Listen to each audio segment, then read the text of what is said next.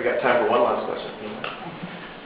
Clearly there's a strong undertone of sexuality and eroticism in your film.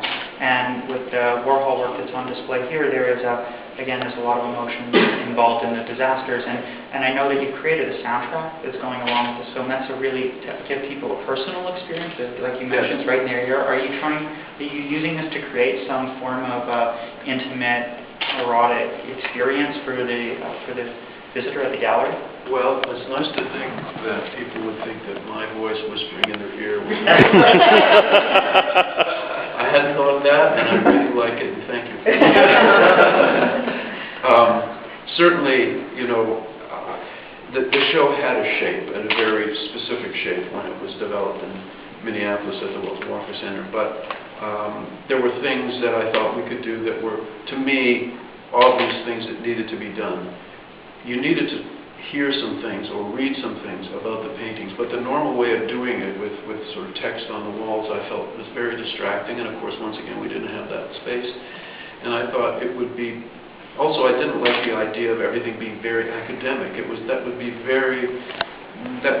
antithetical in terms of what pop art was about, that accessibility.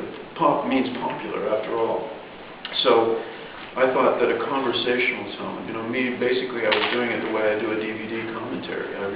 When I do one for one of my films, I just watch the movie and talk, and I respond directly to what I'm seeing, and I free associate, and I don't have anything written or prepared any other way. And I did the same thing with this. I mean, of course, I had to read some stuff and, you know, get up to speed on Andy and all of that, his biography and so on.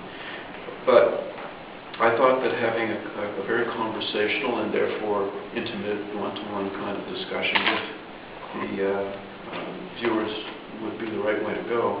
And also we, of course, included conversations with other people, like the woman who cut Andy's wigs, who actually did this haircut as well, because she's a Torontonian, and she works on my movie. Is one of the few people who actually touched Andy, so that in itself, 1 degree of separation away from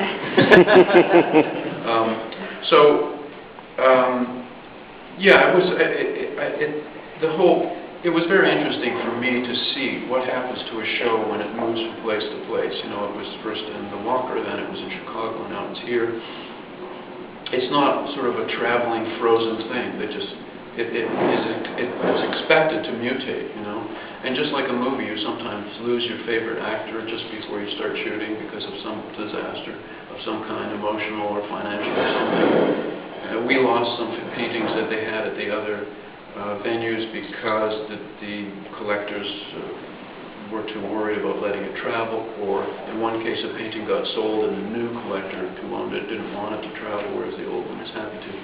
And then you find new paintings. You know, we have a couple of paintings that weren't shown anywhere else and are fantastic because they suddenly became available from some other show. So the whole thing mutates, and that in itself, as I say, is the art of the possible.